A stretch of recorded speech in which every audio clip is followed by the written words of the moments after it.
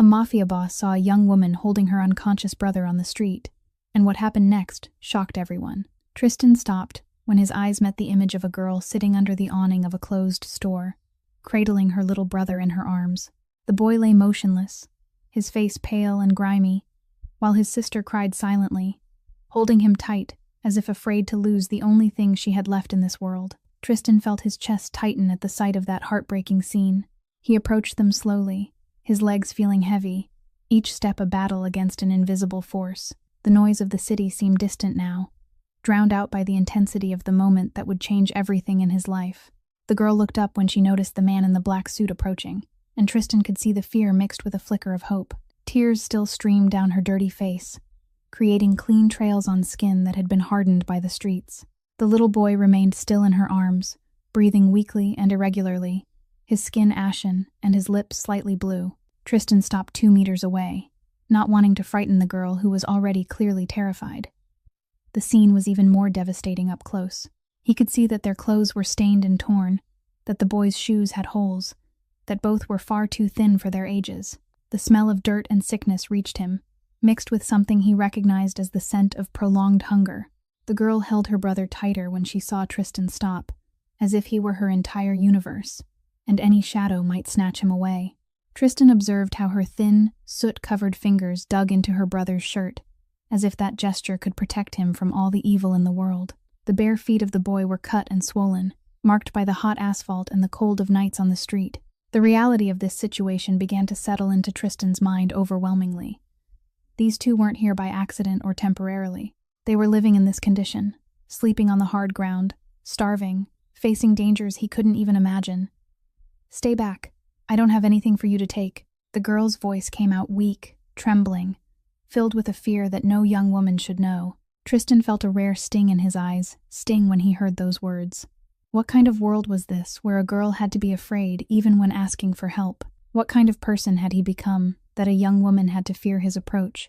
He slowly crouched down, getting to their level, trying to appear less threatening. His expensive suit got dirty on the sidewalk floor, but that didn't matter to him anymore. For the first time in decades, Tristan didn't care about appearances or what others would think seeing him crouched on the dirty street. "I'm not here to take anything. Your brother needs a doctor." His voice came out huskier than he expected. The girl studied his face for a few seconds, as if trying to decide whether she could trust this well-dressed stranger. Tristan could see the intelligence in her eyes, a premature wisdom that only comes from suffering. She had learned to survive by reading people, identifying who represented danger and who might offer salvation. It was a skill that most young women her age would never need to develop, but for her, it was a matter of life or death. Tristan noticed the small scars on her hands, marks that told stories of violence and neglect that he preferred not to imagine. "My brother is very sick, sir. He hasn't woken up for 2 days." Her voice broke at the end of the sentence, and she lowered her head to look at her brother with a tenderness that broke Tristan's heart. "I tried to give him water, but he can't swallow. I don't know what to do anymore." The desperation in her voice was palpable, weighted by a responsibility too heavy for such young shoulders. Tristan realized the girl was trembling, not only from fear but also from exhaustion and hunger. She probably hadn't slept properly for days, watching over her sick brother, trying to keep him alive with the few resources she had. The dedication of this young woman was something Tristan had rarely seen even among adults. Tristan moved a little closer, observing the boy's condition. His breathing was clearly compromised. His skin was too hot, and there were obvious signs of severe dehydration. His lips were cracked, the skin around his eyes was dark and sunken, and his small hands were cold, despite the fever. This child needed urgent medical attention, or he wouldn't survive the next few hours. The reality of the situation hit him like a punch to the stomach. This wasn't just a matter of charity or kindness, it was literally a matter of life and death. "What are your names?" he asked, trying to keep his voice calm despite the desperation he felt growing inside him. He needed to establish a connection, gain the girl's full trust to be able to help effectively. Every second lost could be crucial to saving the boy's life. "I'm Ava, and he's Noah." "We don't have anyone else, sir. Our mom died 4 months ago, and we've been living on the streets ever since." Ava wiped her nose with the back of her hand, smearing grime across her already soiled face. "I take care of him, sir. I've always taken care of him, but now he's very sick and I don't know what to do. People walk by and pretend they don't see us." She said those last words with a bitterness that shouldn't exist in someone so young. Tristan could see that Ava had lost faith in humanity, that she no longer expected kindness from strangers. The way she held her brother, protecting him instinctively even while asking for help, showed that she had learned to trust only herself. Anger rose in Tristan's throat like hot lava. How was it possible that two people were here clearly needing help, and people just walked by as if they were invisible? How had he himself been one of those people for so long? How many times had he passed by similar situations and chosen not to see? Guilt weighed on him like a giant rock. He was part of this cruel system that allowed people to die on the streets, while others accumulated fortunes. Tristan remembered the times he had complained about insignificant problems, like traffic or the food at the expensive restaurant he frequented. How many people like Ava and Noah existed in the city while he worried about trivialities? "Ava, you've been very brave taking care of your brother, but now I'm going to help you, okay?" Tristan slowly extended his hand, allowing the girl to decide if she wanted to accept the contact. The gesture needed to come from her, needed to be her choice. Force wouldn't work here, only trust could save these lives. Tristan noticed that his own hands were trembling, not from fear, but from an emotion he couldn't name. It was a mixture of compassion, urgency, and something he had never felt before, the genuine desire to save a life without expecting anything in return. Ava looked at the extended hand, then at Tristan's face, trying to read his intentions. Tristan could see the internal conflict in the girl. She desperately wanted to trust, but life had taught her to be cautious. Probably other people had approached her before, perhaps with not so noble intentions. The distrust in Ava's eyes told a story of disappointments and betrayals that broke his heart. For a moment, Tristan saw a ghost of his own past in her, a boy lost in the same cold wind of Chicago, surviving on nothing but survival instinct. He knew this darkness better than anyone, for he had once called it home. No one had extended a hand to him then. He had clawed his way out of the darkness alone, building an empire from nothing but rage and determination. But the cost had been everything: his humanity, his capacity to feel, his soul. Looking at Ava now, protecting her brother with every fiber of her being, he saw the same fire that had once burned in him. But her fire was different. It burned not from hatred, but from love. In that moment, the iron facade of the man known as the Shadow began to crack. After a few seconds that seemed eternal, she extended her small, dirty hand and held Tristan's, and in that simple touch, two broken souls found the beginning of something neither had dared to hope for: a chance at redemption. If this story touched your heart, hit that like button and share it with someone who needs to hear it. Subscribe to our channel and turn on notifications so you never miss another story that will move your soul. Tristan turned his head toward the sleek black Maybach parked a few meters away, where Raymond stood waiting, his face unable to hide his astonishment. He signaled with a brief nod, and Raymond understood at once, striding quickly to open the rear door. Ava followed the motion with her gaze, her green eyes widening as she took in a luxury car unlike anything she had ever seen in her life. She tightened her hold on Noah, her instinct for self-defense surging hard even though only seconds earlier she had taken the hand of this unfamiliar man. Who was he, that he rode in a car like that? What did he want from her and her little brother? The questions spun through Ava's mind like an unending storm. "Who are you?" Ava asked, her voice trembling though she fought to keep it steady. "Where are you taking us?" Tristan did not answer right away. He rose, brushing lightly at the dust on the knee of his expensive suit pants, not caring that the grime had already pressed itself into the fabric. His eyes looked down at Ava. Yet it was not the look of contempt or threat. It was the gaze of someone who had made a decision and had no intention of explaining it. "Somewhere with a doctor." His voice was low and final. "With every minute that passes, your brother loses another chance to live. You can sit here and ask me who I am, or you can get in the car and let me save him." Ava felt as if she were being torn in two. Part of her screamed that this was madness, that she could not trust a stranger in an expensive suit in the middle of the night in this poor neighborhood. But another part of her, the part that had watched Noah grow weaker over the past 2 days, the part that had prayed to anyone who might listen, knew she had no other choice. She looked down at her brother's pallid face, at the cracked, dry lips that had turned a bruised shade of purple, at the breath so faint she had to bring her ear close just to hear it. If she did nothing, Noah would die. And if she climbed into that car with this man, then at least her brother still had a chance. "All right," Ava said, her voice no more than a whisper. "But if you hurt us, you have nothing to bargain with. Tristan cut her off, but not with cruelty. "Get in the car." He bent down, and before Ava could react, Tristan gently lifted Noah from her arms. She nearly cried out in protest, but the way he carried the boy, carefully supporting his head and keeping that small body from jolting, silenced her. This was not how someone with bad intentions treated his prey. Tristan moved quickly toward the car, and Ava hurried after him, her bare feet burning against the road, though she could no longer feel it. Raymond held the door wide, his eyes flicking over Ava with measured scrutiny, but he said nothing. Tristan placed Noah on the back seat with a gentleness that was almost startling, then motioned for Ava to get in after him. She climbed inside and immediately pulled Noah's head onto her lap, trembling fingers smoothing the filthy matted hair. Tristan took the front seat beside Raymond, and the car surged into the night. "Dr. Crane," Tristan said into the phone, his voice as cold as a command rather than a request. "Prepare the emergency room.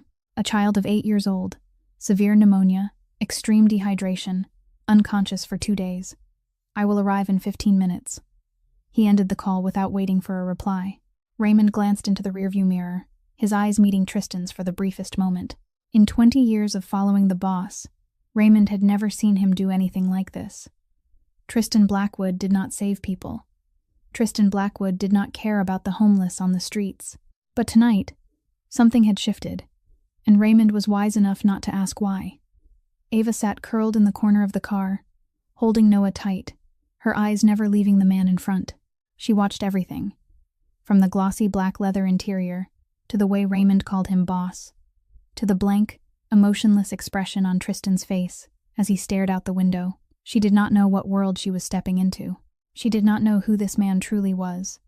She did not know what price would be demanded for this help. But when she felt Noah's weak breath against her skin, Ava knew she would trade anything, even her own soul, to save her brother. The Maybach turned onto a lane shaded by towering old oak trees, and Ava had to hold her breath as the massive iron gate slowly opened in front of them. Beyond it stood a mansion she had only ever seen in films about the wealthy, with warm golden lights washing over a white stone facade, marble steps leading up to the main entrance, and a vast garden stretching into the dark. Ava had never imagined that people truly lived in places like this, and the contrast between the cold sidewalk where she had been sitting and the palace now before her struck so hard she could not form a single word. But she had no time to be stunned, because the moment the car came to a stop, the front door swung wide and a salt-and-pepper-haired man in a white coat stepped out, followed by 2 uniformed staff pushing a portable gurney. Tristan got out first, opened the rear door, and gently lifted Noah into his arms. The salt-and-pepper-haired man moved in at once, his practiced hands checking the boy's pulse and pupils the instant Tristan laid Noah on the gurney. Ava scrambled out after them, almost falling because her bare feet had gone numb, but she did not let that slow her. She ran alongside the gurney as it was rushed into the house, her heart beating wildly when she saw her brother's pale face under the harsh, bright lights. He looked severely dehydrated and malnourished. "I suspect advanced pneumonia. We need tests immediately. Body temperature of 40 degrees, heart rate weak and irregular. We need fluids immediately, and we need to start high-dose antibiotics." They wheeled Noah into a room already prepared, with a hospital bed, a heart monitor, and all kinds of medical equipment Ava could not name. She stood in the corner, arms wrapped around herself, watching Dr. Crane and the assistants work at a dizzying speed. They started an intravenous line in Noah's thin arm, pressed electrodes to his chest to track his heartbeat, and placed an oxygen tube at his nose. Every movement was precise and urgent, and Ava realized this was not the first time this room had been used for something like this. After about 20 minutes that felt endless, Dr. Crane finally stopped, exhaled, and turned to Ava. His expression was so grave she felt her knees threaten to give way. "If you had come a few hours later, this child would not have made it," he said, his voice low and heavy. "His lungs are severely infected, and his body is so dehydrated that his organs have begun to weaken. He has fought incredibly hard, but if we had not intervened in time..." He did not finish, but Ava understood. She understood she had almost lost Noah, that if that stranger had not appeared, if she had stayed on the sidewalk praying into empty air, her brother would have died in her arms before the sun rose. The realization crashed into Ava like a tidal wave, and she collapsed, her knees hitting the floor, a sob tearing up from deep in her chest, as though someone had just ripped her heart open. She cried from fear, from relief, from guilt, from every feeling she had been holding back for 4 months, finally finding a way out. That night stretched on like a nightmare with no end. Ava sat by Noah's bed, gripping his small hand in hers, eyes fixed on the heart monitor blinking in a steady rhythm. She did not dare sleep. She did not dare leave for even a second, because she feared that if she let go, Noah would slip from her forever. From time to time, Dr. Crane returned to check on him, to adjust the dosage, to change the fluid bag. And each time he gave a small, satisfied nod, Ava felt as if she could breathe a little more. She did not notice Tristan's presence until her gaze drifted by chance toward the dark corner of the room. He stood there, back against the wall, arms folded across his chest, eyes watching everything in absolute silence. Ava did not know how long he had been there, did not know why he was still here instead of returning to his own life, but she was too exhausted to ask. She simply turned back to Noah and kept watch over him the way she had for 4 months. When the first threads of dawn began to slip through the gap in the curtains, Noah's fever finally broke. His skin was no longer burning, his breathing had steadied, and the color slowly returned to his lips. Ava held her breath when she saw Noah's eyelids tremble, and then, like a miracle she did not dare believe in, the familiar brown eyes slowly opened. "Sister, Ava." Noah's voice was as weak as a whisper, but to Ava, it was the most beautiful sound she had ever heard in her life. "I am here," Ava sobbed, tears spilling without control as she leaned down to hold him, careful not to touch the intravenous line. "I am here. You are going to be all right. You are going to be all right." From the corner of the room, Tristan quietly left, his footsteps making no sound on the wooden floor. He stood out in the hallway, his back against the cold wall, and closed his eyes for a brief moment. He did not know why the sight of the siblings holding each other made his chest ache, did not know why the image of the little sister he couldn't save suddenly returned with such haunting clarity. Dr. Crane stepped out, nodded to Tristan, and gave a brief report. "The boy is out of danger, but he needs treatment for 2 to 3 weeks to recover fully. His lungs are still weak, and the malnutrition will take time to improve." Tristan nodded, then walked into the room. Ava looked up at him, her eyes swollen red from crying yet still lit with that familiar wariness. He motioned for her to come out into the hallway, and after a moment of hesitation, she set Noah's hand back on the pillow and followed. "You and your brother will stay here until he is completely well," Tristan said, his tone not an offer but almost an order. Ava stared at him, her eyes narrowing. "Why are you helping us? What do you want?" Tristan met her gaze without blinking. "I just do not like seeing children die on the streets." Silence stretched between them, heavy and full of suspicion. Finally Ava spoke, her voice hard even though her body was shaking with exhaustion. "Fine, we will stay, but when Noah is well, we will leave. I do not want to owe anyone anything." Tristan did not answer. He only turned and walked away, leaving Ava standing alone in the hallway flooded with the light of dawn, with thousands of unanswered questions spinning through her mind. A week passed inside the Blackwood estate, and Noah recovered a little more with each day. Color returned to the boy's cheeks, and his brown eyes were no longer dull, but began to glint with the curiosity of an 8-year-old. He could sit up now, eat thin rice porridge, and he even started talking more to Dr. Crane whenever the doctor came to examine him. Ava watched her brother grow stronger day by day, and she felt as if an enormous stone were slowly being lifted off her chest. But that relief could not erase the unease that was steadily swelling inside her. The room they had been given was a sprawling suite on the 2nd floor of the mansion, with 2 double beds covered in spotless white quilts, a private bathroom lined with marble, and windows that looked out over the lush garden behind the house. It was the kind of room Ava had only ever seen in tattered old magazines she found on the street, and sleeping on a soft bed instead of cold concrete made her feel as though she had stepped into a strange dream. But Ava knew too well that nothing came free, and this luxury would surely have a price. She began to study everything around her, with her suspicious gaze of someone who had learned how to survive on the streets. She realized this mansion was not like an ordinary rich man's home.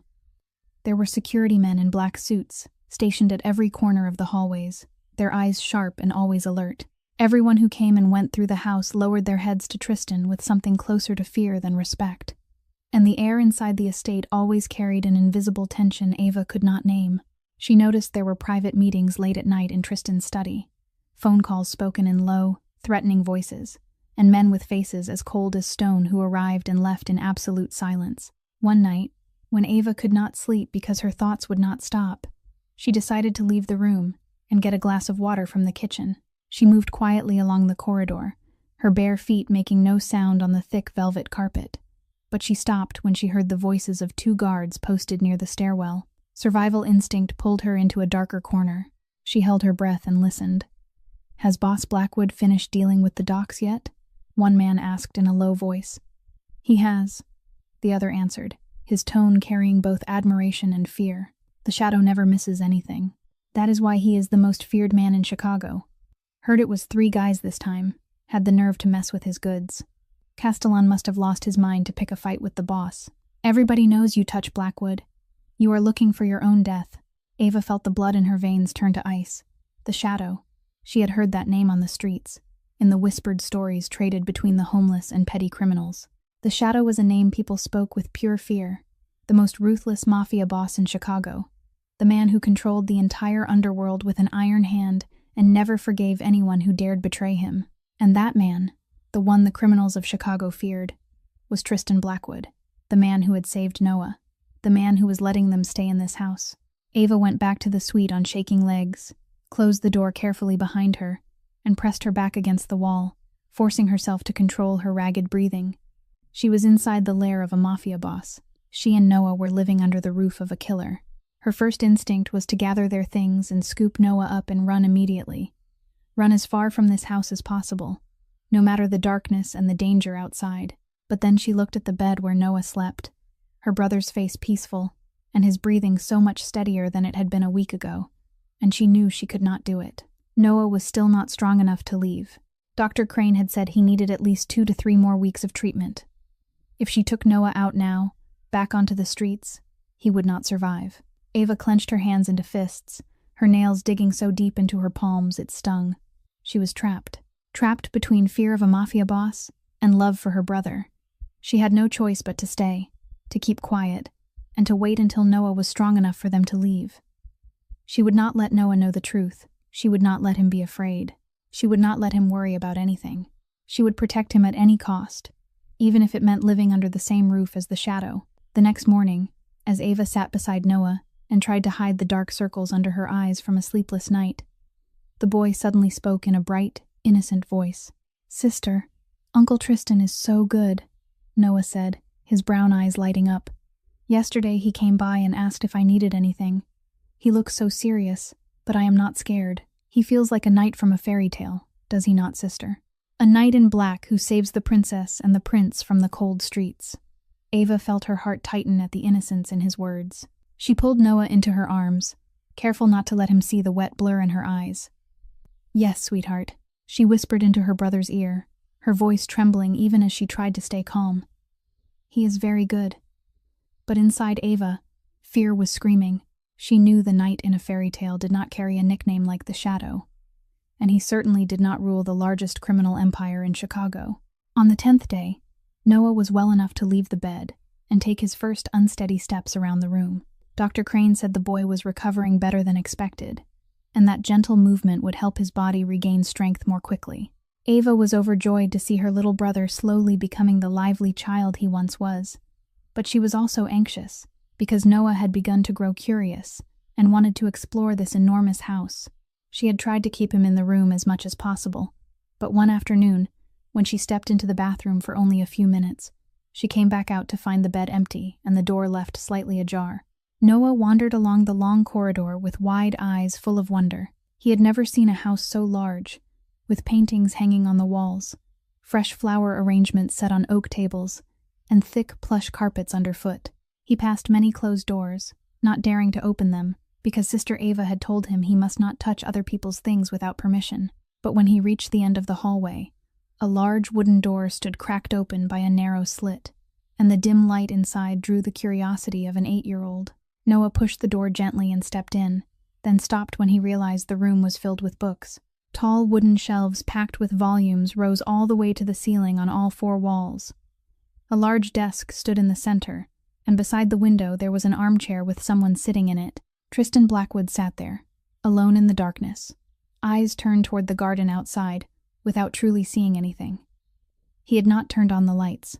Only the weak light of late afternoon slipped through the thin curtains, casting bands of shadow and pale gold across his rugged face. "Uncle." Noah's voice rang out in the stillness, clear and unafraid. Are you sad? Why are you sitting alone in the dark? Tristan turned his head, surprise flickering briefly in his eyes when he saw the boy standing in the doorway. He was not accustomed to anyone intruding into his private space, and he was even less accustomed to a child looking at him with curiosity instead of fear. The adults in his world either bowed their heads in front of him or tried to hide the tremor in their voices. But this boy, with large brown eyes and a face still a little pale from illness, looked at him as though he were simply an ordinary man who needed comfort. I am not sad, Tristan answered, his voice low and slightly hoarse from going too long without speaking. Noah did not believe him. The boy walked farther into the room, small feet moving over the thick carpet without making a sound.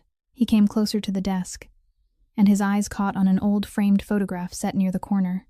In the picture was a family of 4, a middle-aged man with a gentle smile, a beautiful woman with long black hair, and 2 children, a boy of about 15 with familiar gray eyes, and a little girl of about 7 or 8, laughing brightly in her brother's arms. Who are they? Noah asked, his small finger pointing at the photograph. Tristan followed the line of that finger, and his body went rigid as if someone had driven a knife straight into his chest. He was silent for a long time, so long that Noah thought he had not heard the question at all. Then his voice came, rough and heavy. They are gone. Noah fell quiet for a moment, then lifted his face to Tristan with eyes that seemed older than his years. Like my mom. My mom is gone too. I miss her so much. Every night I dream about her, and when I wake up I cry, because I know she is not here. Tristan looked at the boy, and for a brief moment, the cold shell he had built over 22 years seemed to crack, just a hairline fracture. This child understood the pain of loss, understood the loneliness of loving someone who had already left the world. And somehow, that innocent understanding touched something deep inside Tristan that he had believed dead for a very long time. Noah. Ava's voice burst from the doorway, sharp with panic. She had run all through the mansion searching for him, and when she saw Noah standing with Tristan in the dark room, her heart nearly leapt out of her chest. She rushed in, yanked Noah back behind her, and stared at Tristan with wary eyes as though he were a wild animal ready to strike. Tristan rose from the armchair, his tall frame seeming to fill the room. He looked at Ava, saw the fear in her eyes, and something that felt like disappointment flickered through him, though he did not understand why. You do not need to be afraid, he said, his voice returning to its familiar chill. I do not hurt children. Ava did not answer. She gripped Noah's hand tightly and pulled him out of the room. Her steps hurried as if she were fleeing danger, but as she turned away, she could not stop thinking about Tristan's eyes when he looked at that family photograph, and she realized that perhaps, beneath the cold exterior of the most notorious mafia boss in Chicago, there was a pain she had never known existed. While the Blackwood estate slowly filled with Noah's laughter, another darkness was quietly drawing near. On the other side of the city, inside a mansion no less luxurious yet steeped in a far more oppressive air, Jerome Castellan sat behind a massive ebony desk, his dark brown eyes cold as a venomous snake's as he stared at the underling trembling in front of him. Jerome was the second most powerful mafia boss in Chicago, a man who had spent his entire life competing with Tristan Blackwood, only to be crushed again and again beneath the shadow of the shadow. He was 42 years old, with black hair beginning to silver at the temples, and a long scar running from the corner of his left eye down to his chin, a souvenir from a confrontation with Tristan years ago that he had never been able to forget. Report.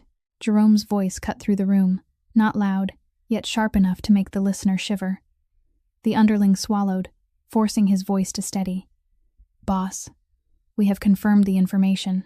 Blackwood is sheltering a young woman and a child inside his estate. The girl is around 20 years old. The child is her younger brother, around 8. They are homeless.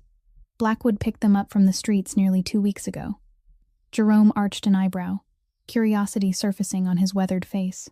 Tristan Blackwood, the Shadow, a man infamous for his coldness and brutality, had suddenly gone and rescued homeless people. It was nothing like the man Jerome knew. In their underworld, pity was a fatal weakness, and Tristan had never shown weakness in 20 years. Interesting, Jerome said slowly, his fingers tapping lightly on the desktop. Find out who that girl is. I want to know everything about her, from the day she was born until now. Do not miss a single detail. 3 days later, the underling returned with a thick dossier, setting it on the desk before Jerome with hands that still shook slightly. Jerome opened it and skimmed the first pages with practiced indifference. But then his eyes stopped on a name, and his entire body went rigid, as if lightning had struck him.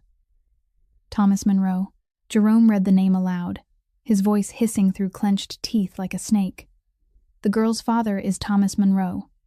Memory surged back like a flood. 10 years earlier, Thomas Monroe had been Jerome's most trusted right hand, the man who held every financial secret of the organization, the man Jerome had trusted like a brother. But then one night, Thomas vanished with $2 million in cash and all the documents that could destroy Jerome if they fell into the wrong hands. Jerome had hunted him for 3 years, turning every corner of the city inside out, hiring the best private investigators money could buy. But Thomas Monroe had seemed to dissolve into the air, leaving not a single trace behind. He had a wife and 2 children, Jerome murmured, reading on. Wife died 4 months ago of cancer. 2 children, a girl named Ava, 20 years old, and a boy named Noah, 8 years old, have been living on the streets since then. He paused, and a cold smile slowly spread across his mouth. Thomas Monroe, he escaped me. He lived a normal life somewhere for 10 years, but he is dead now, or he is still hiding. It does not matter. His daughter cannot hide from me. Jerome rose and walked to the window overlooking Chicago, drowned in night. In his mind, a perfect plan was taking shape. Ava Monroe was not only the daughter of a traitor, she was also an unexpected weakness in Tristan Blackwood. Why would the shadow protect a homeless girl? There was something here, some connection Jerome did not yet understand, but he knew he would exploit it to the end. Blackwood wants to protect her. Jerome turned back, his eyes bright with malice. Good, very good. I will make him pay for that weakness. The girl will be bait to lure him into a trap, and when he is caught, I will end it all. The shadow will fall because of a girl from the streets, and I will take my revenge on Thomas Monroe through his daughter. 1 arrow, 2 targets. He laughed, the sound echoing through the dark room like the cry of a crow announcing ill fortune. On the other side of the city, Ava sat beside Noah, not knowing that the past of the father she hated was returning to threaten her own future. And Tristan Blackwood, the man she still feared and distrusted, might be the only one who could protect her from the storm that was coming. 2 weeks had passed since Ava and Noah came to the Blackwood estate, and everything had slowly settled into a strange rhythm she never would have expected. Noah was fully well now, the boy running everywhere, spoiled like a blood relative by Maggie, the older housekeeper with silver hair and a gentle smile. Ava still kept her distance from everyone, especially from Tristan, but her first fear had gradually been replaced by a confusion she could not explain. She knew who he was. She knew what he had done, yet she also saw the way he treated Noah, saw the way he watched from a distance without ever intruding, and she could not fit those pieces together into anything whole. That night, Ava was jolted awake by the familiar nightmare. She dreamed she was sitting on the cold sidewalk, Noah in her arms, but this time he was not breathing. She screamed, she begged, but no one stopped. People just kept walking as if she were invisible. When she woke, Ava realized she was crying, sweat soaking the back of her shirt, her heart pounding wildly in her chest. She looked to the bed beside her and saw Noah asleep, his breathing steady, and relief rushed through her. But she knew she would not be able to sleep again, not tonight. She left the room, bare feet moving softly over the cold wooden floor, intending to go downstairs for a glass of water. But as she passed through the first-floor hallway, she noticed a weak golden light spilling from the crack beneath the door of Tristan's study. She stopped, hesitated, instinct urging her to turn around and go back. Yet something held her there, a curiosity she could not restrain, and before she could think, she pushed the door gently and stepped inside. Tristan sat in the armchair by the window, a glass of whiskey in his hand already half gone, eyes fixed on the empty space before him. He did not turn when he heard the door, as if he already knew someone had come, or as if he no longer cared. Ava stood on the threshold, unsure whether to go forward or back away, and then Tristan spoke, his voice low and weary. "Can you not sleep either?" Ava stepped in and closed the door behind her. "Nightmares," she answered curtly, offering no further explanation. Tristan nodded as if he understood, as if he too was intimately familiar with sleepless nights and ghosts from the past. He pointed to the chair across from him, a wordless invitation, and after a brief hesitation, Ava sat. They were silent for a long time, with only the steady tick of the old clock on the wall and the soft wind slipping through the window. Ava looked around the room, and her eyes once again stopped on the family photograph on the desk. She remembered Noah's question, remembered Tristan's brief, painful answer, and before she could stop herself, she asked, "You have a family in that picture. What happened to them?" Tristan did not answer right away. He lifted the glass to his mouth, took a long swallow, then set it down on the table beside him with a soft clink. When he spoke, his voice was strangely calm, as if he were telling someone else's story. "I lost them when I was 15. My parents, my sister, all of them in one night. They were killed because my father refused to sell land to a criminal organization. I was the only one who survived, because that night I slipped out to see friends without permission." Ava felt as if someone had just crushed the air out of her heart. She had never expected that behind the cold, frightening exterior of Chicago's most notorious mafia boss was a 15-year-old boy who had lost everything. "After that, I lived on the streets for 2 years, Tristan continued, his eyes still focused on nothing. "No one helped me. No one even looked at me. I had to crawl out of the mud with my bare hands, by any means I could. And when I was strong enough, I went back for the people who killed my family." He did not say more, but Ava understood. She understood Tristan had not chosen to become mafia. He had been pushed onto that road by a world that turned its back on him when he needed help most. She thought of her own days on the streets, remembered how people walked past as if she and Noah did not exist.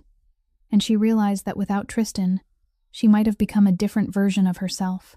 "I understand," Ava said softly, her voice trembling. "My mother died 4 months ago. Cancer. I took care of her for 2 years. I quit school, I quit work, I gave up everything. But in the end, I still could not save her. I watched her go right in front of me, and there was nothing I could do." Tears began to run down her cheeks, but she did not bother to wipe them away. "I feel guilty every day. If I had made more money, if I had taken her to a doctor earlier, You did everything you could." Tristan cut her off, his voice still low, but with a gentleness Ava had never heard from him before. "Do not blame yourself for things outside your control. You fought, you tried, and you are still here, still protecting your brother. That is what matters most." Ava lifted her head, green eyes blurred with tears meeting Tristan's eyes. But this time she did not see coldness or fear. She saw a man who had carried pain for 22 years, a man who understood loss, understood loneliness, understood what it meant to force yourself to stand when the whole world had turned away. They sat there in silence, with no need to say anything else. For the first time since her mother died, Ava felt understood, and for the first time in many years, Tristan felt the ice around his heart crack a little more. The next morning, just as the sun was breaking the horizon, Raymond knocked on Tristan's study door with a gravity he rarely wore on his face. He stepped in after he was allowed, closed the door carefully, and set a thick folder on Tristan's desk. In 20 years of following the shadow, Raymond had seen every kind of danger. But what he had just learned made even a hardened man like him uneasy. "Boss, we have a problem," Raymond said plainly, without any detours. "My men just reported that Castellan is watching the estate. He has had people surveilling us for a week now, and his target is the girl." Tristan looked up from the paperwork in front of him. His expression tightened. "Ava, why would Castellan care about a homeless girl?" Raymond opened the folder and slid it toward Tristan. "Because she is not only a homeless girl, boss. She is Thomas Monroe's daughter." The name stopped Tristan cold. Thomas Monroe. Even rookies knew the story of the man who betrayed Jerome Castellan 10 years ago, stole $2 million, and vanished without a trace. Castellan had put up a massive reward for anyone who found Thomas. But the man had seemed to evaporate off the face of the earth, and now his daughter was inside Tristan's own estate. Thomas Monroe, Castellan's traitor. Tristan repeated, his voice calm, but his eyes had turned razor sharp. "Yes, boss," Raymond nodded. "The girl does not know anything about her father's past. He left when she was 10. But Castellan does not care. To him, this is a chance to get revenge on Thomas and, at the same time, strike at you. She could bring danger down on us, boss. We should send her away before Castellan moves." Tristan rose and went to the window overlooking the garden below. He could see Noah running across the lawn, the boy's clear laughter drifting all the way up. And on a bench nearby, Ava sat watching her brother, her face far more peaceful than it had been in the first days she arrived. She did not know that the past of the father she hated was now threatening her life. Raymond was right. Keeping Ava and Noah here was a risk. Castellan was a dangerous enemy, and protecting them could drag the entire organization into a war they did not need. Reason told Tristan to do what any mafia boss would do: drive them out, sever every tie, protect his own interests. But then he remembered last night. He remembered Ava's green eyes flooded with tears as she spoke of her mother. He remembered the sensation of being understood for the first time in 22 years. He remembered the cold indifference of the world that once nearly broke him. He had sworn never to become one of those who looked away from a soul in need. He had sworn he would never become one of those people, the kind who turned away from someone in need because it was inconvenient. She has nothing to do with her father's sins, Tristan said, his voice firm, without hesitation. Increase security around the estate. Double the number of men on watch. They are staying. Raymond stared at Tristan with open surprise. In 20 years, he had never seen the boss make a decision that could endanger the organization for an outsider, but he also knew that once Tristan decided, no one could change his mind. Yes, boss. Raymond nodded. I will arrange it immediately. And Raymond. Tristan turned back, gray eyes cold as ice. Prepare everything. If Castellan wants war, I will give him war. That afternoon, Maggie came to Ava and Noah's room and said Mr. Blackwood wanted to see Ava alone in his study. Ava felt anxious at once, because for the past 2 weeks, Tristan had never once summoned her to speak with him one-on-one. She asked Maggie to watch Noah for a little while, then followed the familiar hallway to the book-filled room she had entered the night before. When she knocked and stepped inside, Tristan was standing by the window with his back to her, his tall frame cast in silhouette against the fading afternoon light. Sit down, he said without turning, his voice lower and more serious than usual. Ava sat in the chair across from the desk, her hands laced together on her lap from sheer tension. She did not know what was waiting for her, but instinct warned her this would not be an ordinary conversation. Tristan turned, walked to the desk, and sat down in the chair behind it, eyes fixed on her. I need to ask you about your father. Who is your father? What do you know about him? Ava blinked, startled that the question was about the man she had tried to forget for 10 years. The familiar anger rose in her chest, along with a pain she had thought had faded long ago. My father left when I was 10, she answered, her voice hardening. He never contacted us again. Not a single call, not a single letter, nothing at all. He left my mother alone to raise 2 children, and when my mother got sick, he did not show up then either. I hate him. Tristan was silent for a moment, as if weighing how to continue. Then he opened a drawer, took out the folder Raymond had given him that morning, and slid it toward Ava. Your father is not the ordinary man you think he was, he said, his voice low and careful. He was once part of the Underworld, working for a criminal organization. 10 years ago, he betrayed that organization, stole a large sum of money, and disappeared. Ava stared at the folder as if it were a poisonous snake that could strike her at any moment. No, that is impossible. My father was just an ordinary man who abandoned his family. He was an accountant. He left because he was being hunted. Tristan cut in, his tone unwavering. And now his enemy knows you are here. They are looking for you to take revenge.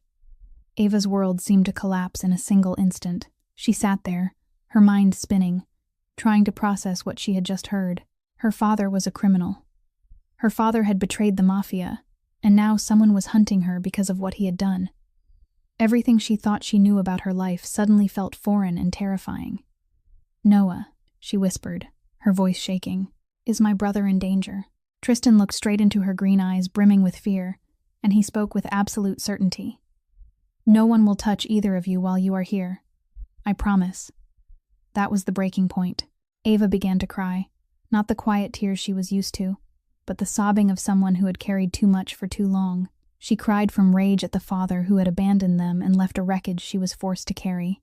She cried from fear for Noah, the little brother she had sworn to protect at any cost.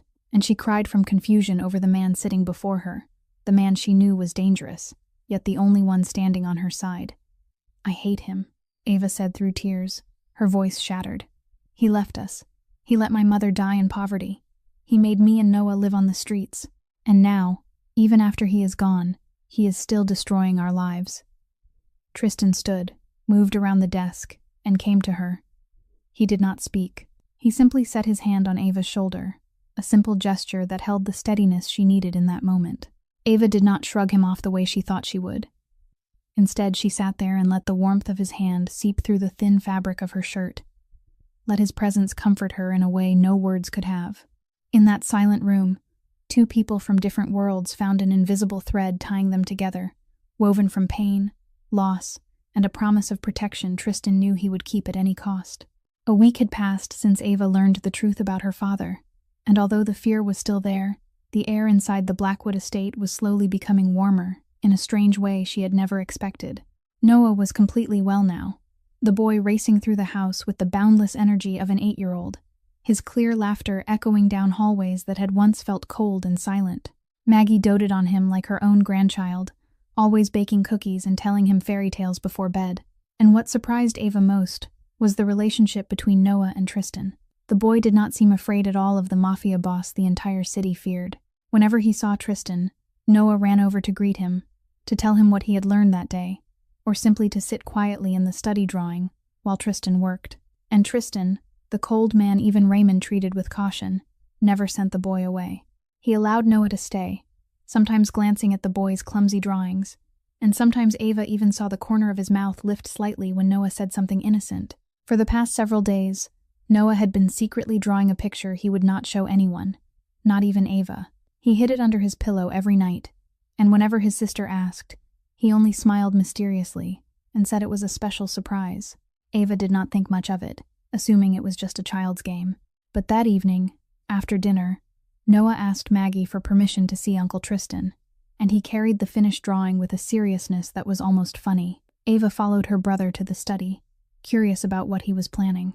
She stood at the doorway and watched as Noah walked in, approached Tristan, who was seated behind his desk, and held the picture out with both hands, as if it were something sacred.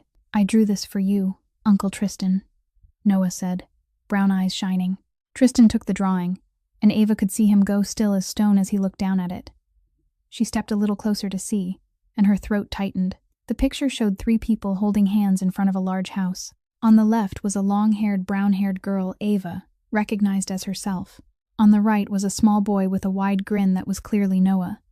And in the middle was a tall man in a black suit with black hair and eyes colored in gray.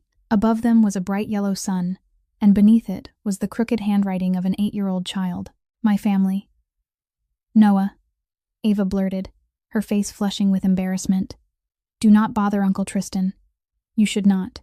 This is the most beautiful picture I have ever been given." Tristan cut her off, his voice gentle, in a way Ava had never heard before. He looked at Noah, and in that moment Ava saw something in his eyes soften and melt. "Thank you." Noah beamed, delighted that his gift had been accepted. Ava stood there, not knowing what to say, her heart pounding with feelings she did not dare name. She watched Tristan looking at the drawing, watched Noah smiling, and she wondered if this was the family her brother longed for, and whether she had any right to long for the same thing. But the warmth of that moment shattered when the phone rang. Tristan glanced at the screen, and at once his face hardened as if someone had thrown ice water over him. He read the message, eyes darkening, then he stood in a rush. "I have to go. Right now." He passed by Ava without looking at her, without explaining, without turning back. She heard his quick footsteps in the hallway, heard him giving orders to Raymond, then the sound of an engine roaring and tearing into the night. It all happened in seconds, so fast Ava did not have time to react. She stood there staring at the empty doorway, and the familiar feeling of abandonment crashed over her like a wave. She thought of her father, remembered the morning 10 years ago when he had left in the same way, without a single explanation, without a single goodbye. And now Tristan had done it too. Right after receiving the picture, Noah had spent a whole week drawing. "Sister." Noah's voice trembled beside her, pulling Ava out of her thoughts. She looked down and saw worry filling her brother's eyes. "Uncle Tristan will come back, will he not, sister? He will not leave like our father did, right?" Ava knelt and pulled Noah into her arms, trying to hide the unease in her own eyes. "I do not know, Noah," she whispered, and it was the truth. She did not know whether Tristan would come back. She did not know whether she should trust him. She did not know whether her own heart was betraying her. Meanwhile, the black Maybach was slicing through the night at maximum speed. Tristan sat in the back seat, eyes cold as ice, one hand clenched into a fist. Raymond's message had been only a few words. Castellan is about to move. Tonight. And Tristan knew he had to act before the darkness could reach the house where a boy had just given him the first family picture of his life. The next morning, Tristan still had not returned. Ava woke with dark circles under her eyes from a night of barely sleeping, glancing toward the window every time she heard a sound, hoping it was the noise of his car coming back. But only silence answered her, and the worry swelled inside her chest like a balloon expanding until it hurt. She told herself she was foolish to care, that Tristan was only a mafia boss who had happened to save her, that he owed her no explanation at all. But her heart would not obey her reason, and the image of him leaving into the night kept haunting her without mercy. Noah noticed Tristan's absence too. The boy harassed Ava all morning when Uncle Tristan was coming back, why he was not eating breakfast with them, whether he liked the picture. Ava tried to answer with soothing words, that Uncle Tristan was busy, that he would be back soon, that there was nothing to worry about. But she could see anxiety in her brother's brown eyes, and it made her hurt even more. That afternoon, to help Noah shake it off, and to give herself a way out of the four walls that were making her feel trapped, Ava decided to take him outside to play in the garden. The grounds behind the mansion were cool and green, with neatly trimmed lawns, flower beds bursting with color, and a swing hanging beneath the branches of an ancient oak tree that Noah loved. She thought that within the estate, with a large security detail guarding the perimeter, they would be safe. But she was wrong. Jerome Castellan had been waiting for this chance, and Tristan's absence was the perfect moment he needed. He knew facing the shadow head-on would be foolish, but when the wolf went hunting far from the den, the sheep at home became easier to seize than ever. He sent a decoy assault at the front gate of the estate, creating gunfire and screams to draw the security team's attention and pull their full force to the front. And while that was happening, another team slipped in silently from the back garden, where only Ava and Noah were, carefree and unaware. Ava heard something wrong before she saw them.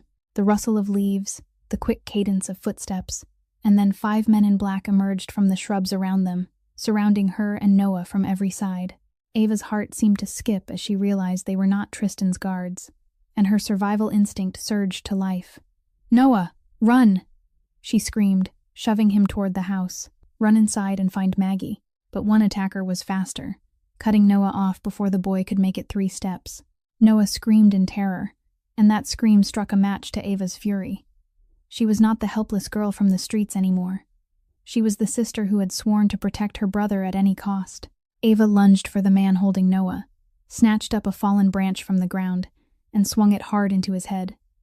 The man staggered and let go, and Ava shoved Noah behind her. She stood there with the branch in her hands like a sword, green eyes burning with resolve. "Do not touch my brother," she snarled, her voice shaking, but not from fear. The attackers glanced at one another and laughed, as if a skinny girl trying to fight 5 men was the funniest thing they had ever seen. Ava did not care. She knew she could not win, but she would fight to the end. She swung the branch at the first man who rushed her, cracking it against his shoulder. She dodged the second man's punch and kicked his shin. She screamed, scratched, bit, did anything she could to protect Noah sobbing behind her. But she was 1, and they were 5. A punch to her stomach doubled her over. A kick to her leg brought her down. Then someone grabbed her hair and yanked her head back. The last thing Ava heard before darkness swallowed her was Noah's anguished wail, "Sister, sister." And then there was nothing.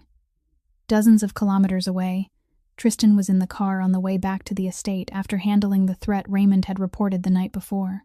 It turned out to be only a small group from Castellan trying to harass one of his business operations, and Tristan had dealt with them quickly. He was thinking about the picture Noah had given him, about the crooked words "my family," about the strange warmth of being called family for the first time in 22 years. His phone rang, and when he saw Raymond's name on the screen, he knew something was wrong. "Boss." Raymond's voice trembled, something Tristan had never heard in 20 years. "They have been taken. Ava and Noah. Castellan moved while you were gone. I am sorry." Tristan said nothing. He sat still in the car, the phone pressed to his ear, but he could not hear anything anymore. Raymond kept talking on the other end, explaining the decoy assault, explaining how the security team had been fooled, but the words were only a dull buzzing inside Tristan's head. He had promised, He had promised Ava that no one would touch them, and he had broken that promise. Raymond would later tell others he had never seen the boss so terrifying. Not because Tristan shouted or destroyed anything, but because of his absolute silence. His gaze turned as dark as a storm-laden sky, his face empty of expression. Yet the air around him grew so cold it felt as if it could freeze solid. This was not the anger of an ordinary man. This was the wrath of the shadow, the man all of Chicago feared. Find them. Tristan finally spoke, his voice cold as ice and sharp as a blade. At any cost. And Raymond, prepare everything. Castellan wants war. He will have war. Ava woke in the dark, her head aching as if someone had struck it with a hammer. She tried to open her eyes, but even the dim light in the room was enough to sting. The smell of damp and dust burned in her nose, and when she tried to move, her whole body protested with sharp jolts of pain. Memory rushed back. Men in black, the desperate fight in the garden, and Noah's terrified screaming. Noah. Where was her little brother? Noah. Ava tried to shout, but her voice came out as a hoarse whisper. Panic flared as she searched the dark room, her heart hammering in her chest, and then she saw him. Noah was curled in a corner, knees hugged tight to his chest, small shoulders shaking from crying. He was alive. Her little brother was alive. Ava crawled to him, ignoring the pain that tore through her body.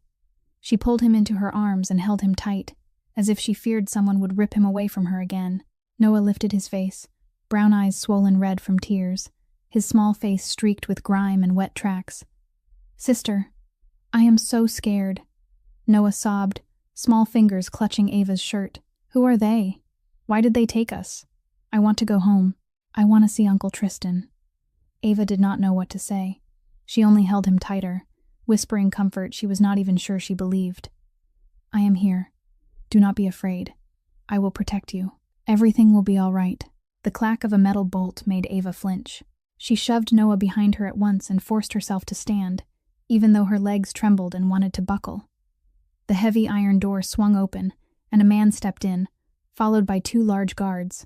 The man looked to be around 42, with black hair streaked with silver, and a long scar running from the corner of his left eye down to his chin. His dark brown eyes were cold as a snake's when they fixed on Ava, and the smile on his mouth made her shudder. Thomas Monroe's daughter is finally awake, he said, slow and dripping with contempt. You look so much like your father. The same eyes, the same stubbornness. He had that look too when he betrayed me. Ava tried to keep her voice steady even as her heart beat wildly. I do not know who you are. I have nothing to do with my father. He abandoned us 10 years ago. Jerome Castellan laughed, the sound chilling in the damp room. You have nothing to do with him. You carry his blood. That is the only connection I need. A father's sins are carried by the child. That is the rule of this world, girl. A rule your father should have taught you before he ran. Ava stood in front of Noah, her hands clenched into fists, even though she knew she had no chance against these men. Then what do you want? Money. I do not have any. My father left us nothing but debt and misery. Money. Jerome stepped closer, his eyes bright with malice. I do not need your money. You have something more valuable than money. You have Tristan Blackwood's attention, and that is what I need. Ava felt her blood turn cold at Tristan's name. She remembered his promise. She remembered the way he set his hand on her shoulder. She remembered gray eyes looking at her with absolute certainty, but she also remembered the way he had left the night before, without a single explanation. Blackwood will come to rescue you.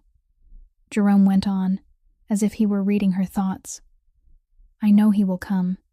He has grown soft because of you and that child, and that softness will be his death. When he comes here, I will end it all. The shadow will fall because of a girl from the streets, and I will be the one who rules Chicago. Ava saw the brutal truth. She and Noah were nothing but pawns on the board between 2 mafia bosses. Jerome did not care about revenge on her father. He only wanted to use her to destroy Tristan. And if Tristan came to save her, he would walk straight into the trap. You think he will come? Ava asked, her voice steadier than she expected. I am only a homeless girl he happened to save. I am not that important. Jerome laughed loudly. You lie terribly, girl. I have watched the Blackwood estate for 2 weeks. I saw the way he looks at you. I saw the way he treats the child. The shadow has a weakness, and that weakness is you. He turned and walked out, leaving Ava and Noah in the dark room with 2 guards posted outside. When the door shut, Ava sank down, pulled Noah into her arms, and for the first time since her mother died, she allowed herself to pray.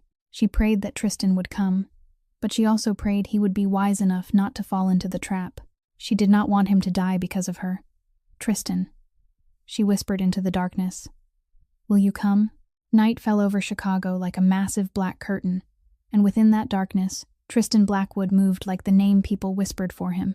A shadow that could not be seen yet was more deadly than anything else.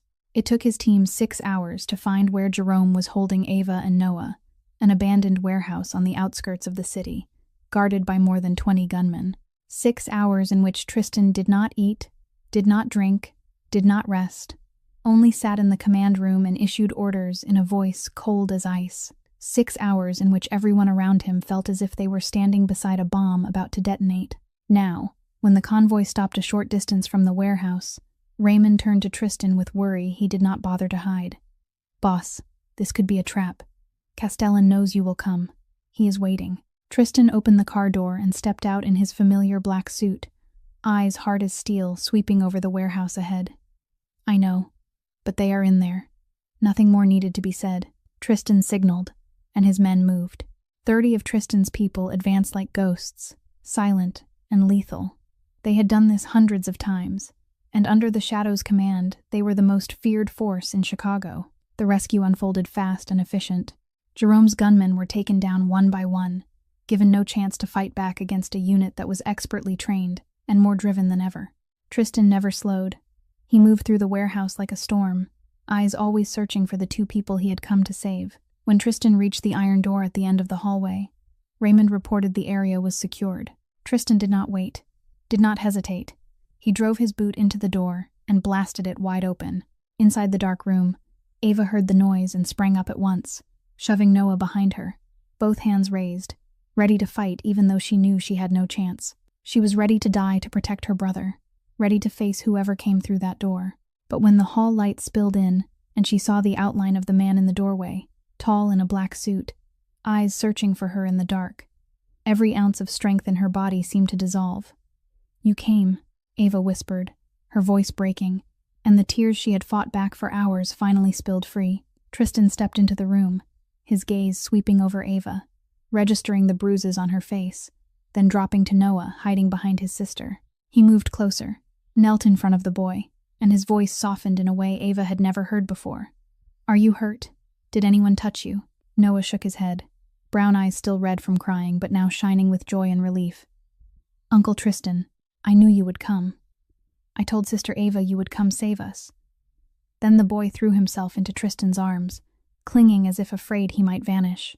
Tristan froze for a second, as if he did not know how to respond, then slowly lifted his arms and held the child, his embrace strong yet gentle. He looked up at Ava, and without a word he extended his free hand to her. Ava did not hesitate. She rushed into Tristan's arms, her face pressed to his chest, letting her tears soak into the expensive suit he did not care about. For the first time, all 3 of them held one another, inside the filthy dark room of an abandoned warehouse. Yet for Ava, it was the warmest moment she had known since her mother died. "I promised," Tristan said, his voice catching in a way that was strange for him. "I promised no one would be allowed to touch either of you. I am sorry I let this happen, I thought." Ava sobbed, unable to finish. "I thought you left us. That night, you went without saying anything, and I thought—" "Never," Tristan cut her off, his certainty absolute. "I left that night because I got word Castellan was about to move. I went to stop him before he could get near you. I will never abandon you." Ava wept against his shoulder, every fear, every doubt, every old wound loosening in that moment. And Noah, an 8-year-old who had already endured too much, only held tightly to both of them, a happy smile on his mouth even as tears still clung to his cheeks. Raymond appeared in the doorway and delivered a brief report. "Boss, Castellan has been captured. How do you want to handle him?" Tristan slowly released Ava and Noah, stood up, and in that instant, he became the Shadow again, the most notorious mafia boss in Chicago. "Take me to him." Jerome Castellan was on his knees in the yard outside the warehouse, hands tied behind his back, Tristan's gunmen surrounding him. The scar on his face twitched when he saw Tristan approach. but he still tried to hold on to his arrogance. "Blackwood," he spat. "Kill me if you dare. You and I both know that is how this world works." Tristan stopped in front of Jerome and looked down at the enemy who had threatened the people he cared about. 22 years ago, if someone had done the same, Tristan would not have hesitated to end his life. But today, when he looked back and saw Ava and Noah standing in the warehouse doorway, he realized he was not that man anymore. "Castellan, I am sparing your life today," Tristan said, his voice cold as ice. "But if you look toward them again, if you dare even think about touching them one more time, I will make you regret you were ever born into this world." He turned to Raymond. "Hand him over to the police along with all the evidence of his illegal operations. Let the law deal with him." Jerome's mouth fell open, unable to believe what he had just heard. Tristan did not care about his reaction anymore. He turned away and walked back to Ava and Noah, gently setting his hands on both their shoulders. "Let us go home." When the Maybach stopped in front of the Blackwood estate, Maggie was already waiting at the door, her eyes red from worry. She rushed forward and wrapped Noah in her arms the moment he stepped out of the car, checking every small scratch on him, then hurried him inside to bathe and eat. Noah was exhausted after everything that had happened, and only after he managed to swallow half a bowl of hot porridge Maggie prepared, the boy fell asleep in her arms, with the family picture he had drawn for Tristan tucked neatly under his pillow. Ava sat by Noah's bed, watching her brother's peaceful face in sleep. She refused to bathe. She refused to eat. She refused to leave him for even a second. The bruises on her body still ached, but physical pain was nothing compared to the fear she still could not release. Every time she closed her eyes, she saw the men in black again, heard Noah screaming again, felt that helplessness again, the horror of not being able to protect him. Soft footsteps sounded at the bedroom door. Ava did not need to turn to know who it was. She had grown used to his presence, used to the way he watched from a distance without intruding, used to the strange sense of safety he brought with him. "You need rest, too." Tristan's voice came from the doorway, low and warm. "You have not slept for more than a day." Ava shook her head, eyes never leaving Noah. "I cannot sleep. Every time I close my eyes, I see them taking Noah. I see him crying and calling my name, and I cannot do anything." Tristan stepped into the room, his feet making no sound on the wooden floor.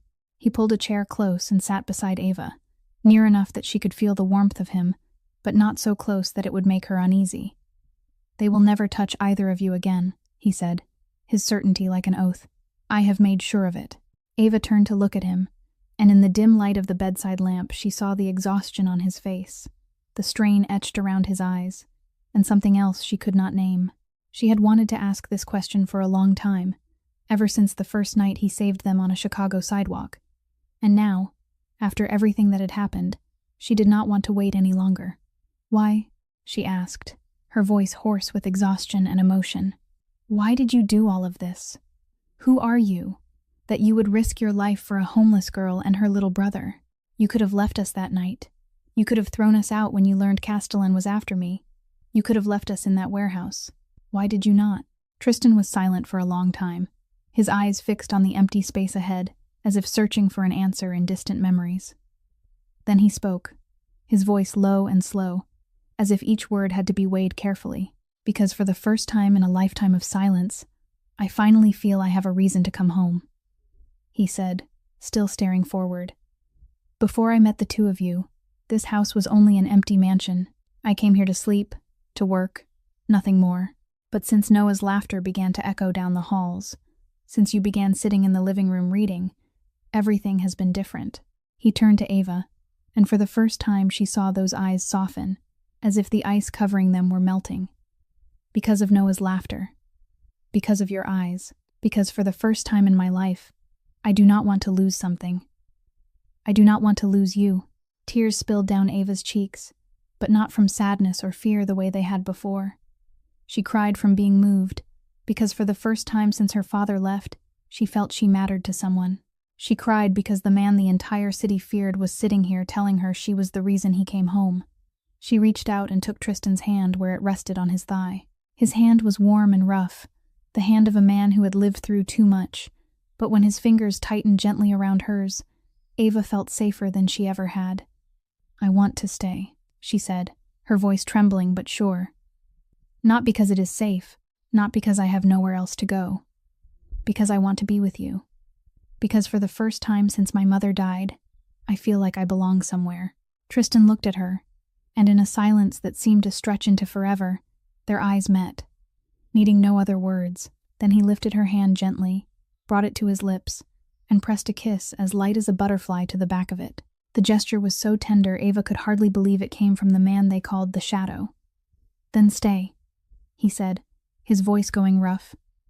"Stay with me." A year had passed since that fateful night, and life inside the Blackwood estate had changed in ways no one could have imagined. Ava had begun college in a nursing program, the dream she once had to set aside when her mother fell ill and the family slid into hardship.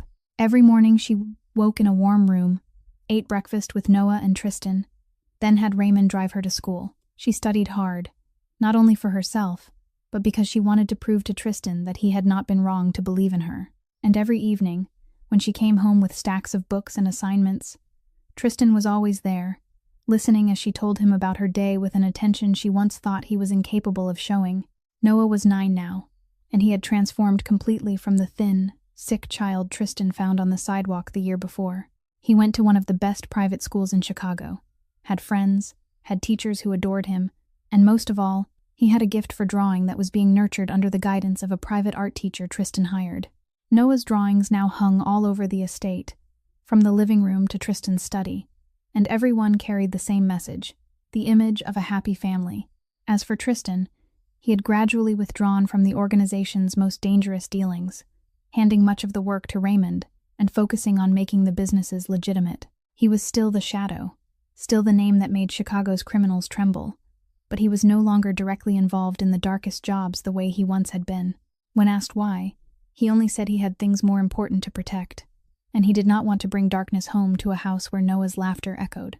Maggie, the housekeeper who had been by Tristan's side since he first stepped into the underworld, often stood in a corner watching the three of them with tear-bright eyes.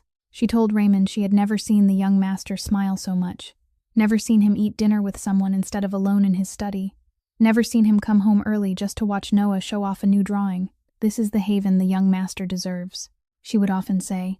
"A life with family, not just cold walls." One spring evening, when the flowers in the garden were in full bloom and the air was heavy with sweet fragrance, Tristan came to Ava's room with a look of mystery she had never seen on him before. "Come with me," he said, holding out his hand. "There is something I want to show you." Ava set her textbook down, took his hand with curiosity, and let him lead her. They walked down the long hallway, down the staircase, and out the back door into the garden. And when Ava stepped outside, she stopped, her mouth falling open in astonishment. The garden behind the mansion had been transformed into a fairy tale. Thousands of tiny lights glittered from the tree branches, creating an artificial sky of stars right in the heart of the city. Vases of red and white roses lined the path, and at the end of the walkway strewn with petals sat the stone bench where they often spent weekend afternoons together. "Tristan," Ava whispered, her heart beating faster as she began to understand what was happening. "What is this?" Tristan did not answer. He guided her down the path, soft petals beneath their feet, lights shimmering in the gray of his eyes. When they reached the end, he stopped and turned to face her, and Ava realized his hand was trembling slightly. It was the first time she had ever seen the Shadow, the man all of Chicago feared, look nervous. Slowly he reached into his suit pocket and drew out a tiny red velvet box. Then he dropped to one knee, lifted his face to Ava, and in his eyes she saw every emotion he had hidden for his entire life. "Ava," he began, his voice low and faintly unsteady, something she had never heard from him before. "I have lived in darkness for 22 years. I did not believe in love. I did not believe in family. I did not believe a man like me deserved happiness. I built an empire, but I never had a place of belonging. I had everything money could buy, but I never had anyone to come home to." He opened the box, and inside was a diamond ring sparkling under the lights, simple yet elegant, just like Ava. "Then you appeared," he went on, eyes never leaving hers. "You and Noah walked into my life on my darkest night, and you brought light with you. You taught me that being strong does not mean being alone, that having someone to protect is not weakness, it is a reason to become stronger. You turned this empty house into a sanctuary, and you turned my frozen heart into something that could love."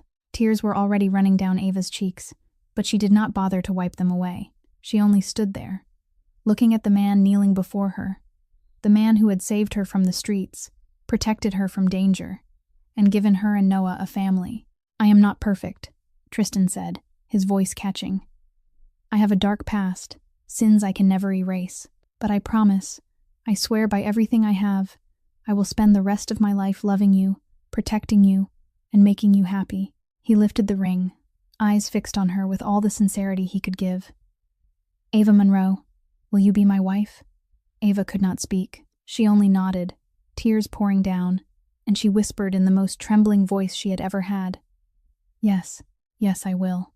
Tristan rose, his hands shaking as he slid the ring onto her finger.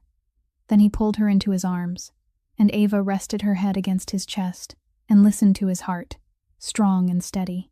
And then, from behind a rose bush, a small figure burst out with a shout of joy. She said yes. She said yes.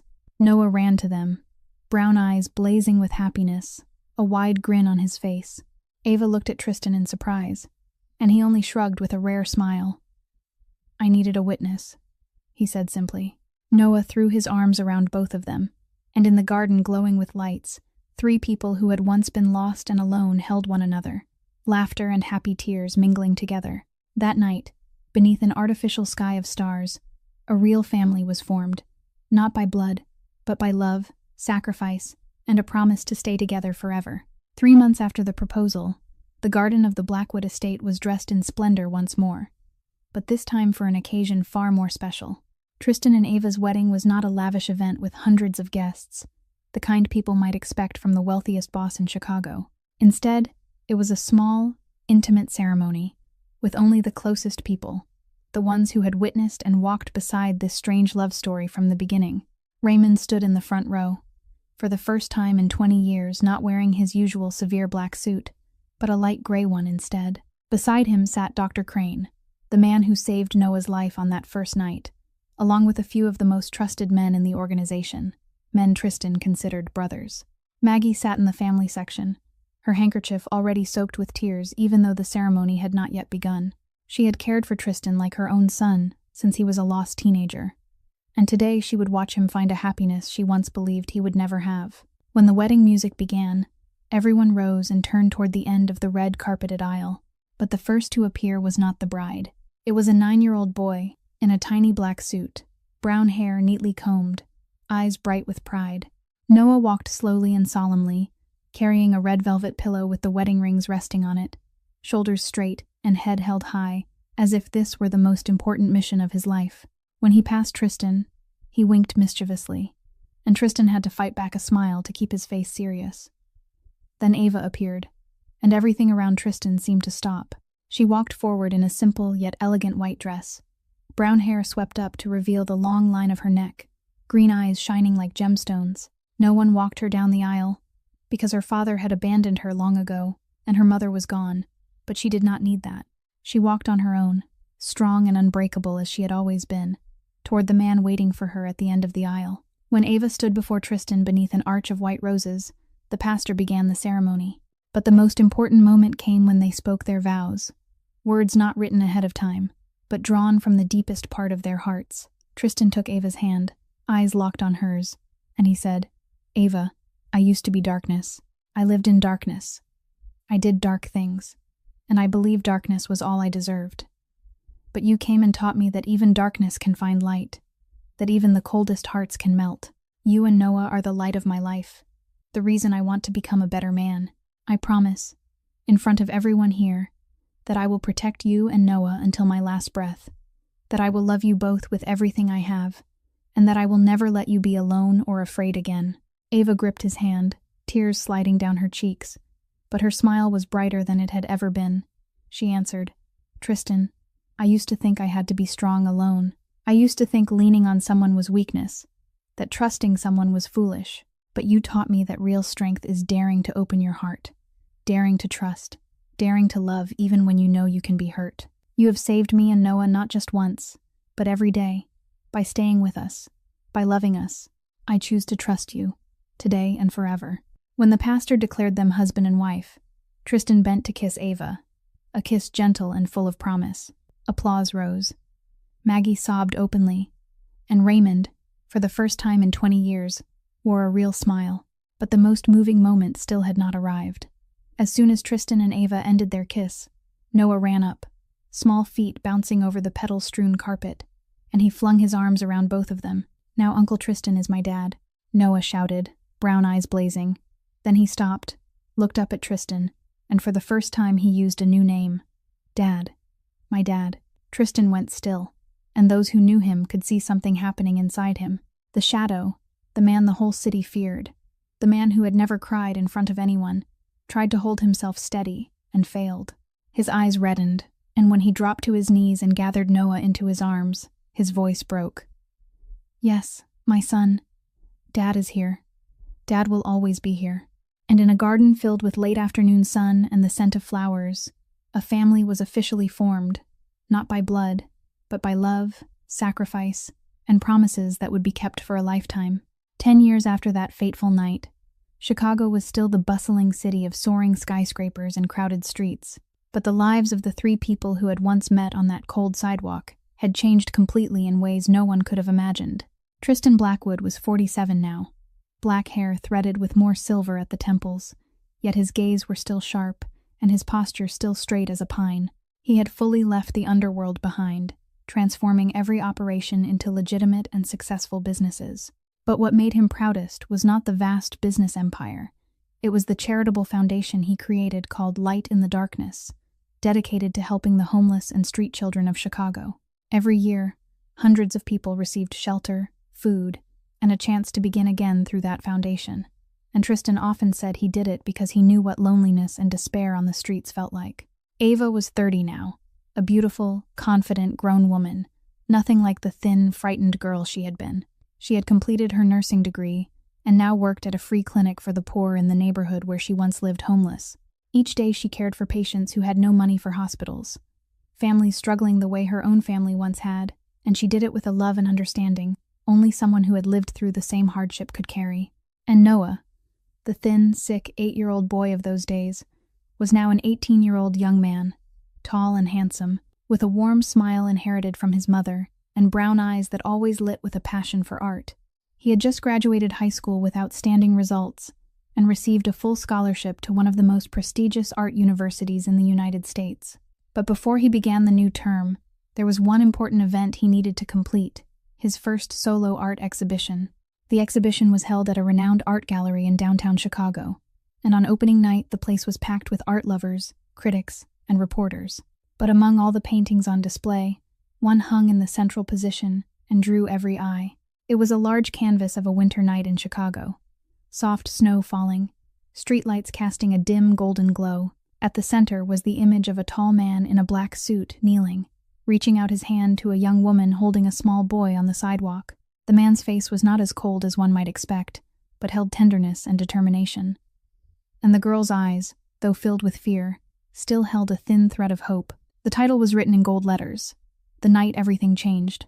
A reporter stepped up to Noah, held a microphone out, and asked, "This painting feels very personal. What does it mean to you?" Noah looked toward the painting, then over to his parents, standing not far away, hand in hand, and he smiled. "This is the night my dad found us, the night our lives truly began. I painted it not only to tell my family's story, but to remind people that sometimes what feels like the darkest moment can be the beginning of the most wonderful things." Tristan and Ava stood before the painting, looking at the image of themselves 10 years earlier. Ava squeezed her husband's hand and whispered, "Did you ever imagine that night that we would have today? That a homeless girl and a mafia boss would become husband and wife, would have a happy family like this?" Tristan looked at his wife, gray eyes warm in a way only Ava and Noah ever saw. "No, I did not imagine it. But I know one thing. That night, when I saw you sitting on the sidewalk holding Noah, I found a reason to live. For the first time in 22 years, I had a reason to come return to those I love." Noah walked up beside his parents, the young man now nearly as tall as Tristan, shoulders broad and posture confident. He looked at his father, and in those brown eyes was deep gratitude. "Dad, I want you to know something," Noah said, his voice low and mature. "I used to resent fate because my birth mother died so early, because my birth father abandoned us, because I had to live on the streets when I was too young. I used to ask why life was so unfair to me. He paused, glanced toward his sister, then looked back at his father. But now I understand. All of it led me to you, to this family. If life had not pushed me onto that sidewalk that night, I would never have met you. I would not change anything, Dad. I would not change a single moment. Tristan looked at his son, and for the first time in a long while, he felt his eyes burn. He reached out and pulled Noah into his arms, the way he had held the thin 8-year-old 10 years before, and his voice caught. Me too, my son. Me too. You and your mother are the best things that ever happened to me. And the story that began with a mafia boss, seeing a young woman holding her brother on a Chicago sidewalk on a winter night, became a story of love, redemption, and family, proving that sometimes the brightest light comes from the darkest places. This story gives us a profound lesson about life, that we should never judge someone by their appearance or their past, because inside every person, there is the capacity to love and change. It also reminds us that family does not have to be formed by blood. It can be built from love, sacrifice, and trust. And most importantly, no matter how hard life pushes you into difficult circumstances, keep your faith and hope. Because sometimes the darkest moments are the beginning of the most wonderful things. If this story touched your heart, please press the like button and share it with the people you love. Do not forget to subscribe to our channel and turn on notifications so you do not miss our exciting videos every day. We would love to know how you feel about this story and whether it reminds you of anything in real life. Please leave a comment below to share what is deepest in your heart, because every story, every opinion you share, is precious motivation for us to keep creating meaningful content. We wish everyone watching this video good health, a joyful life, and peace each day. Thank you for being with us. Goodbye, and we will see you again in the next video.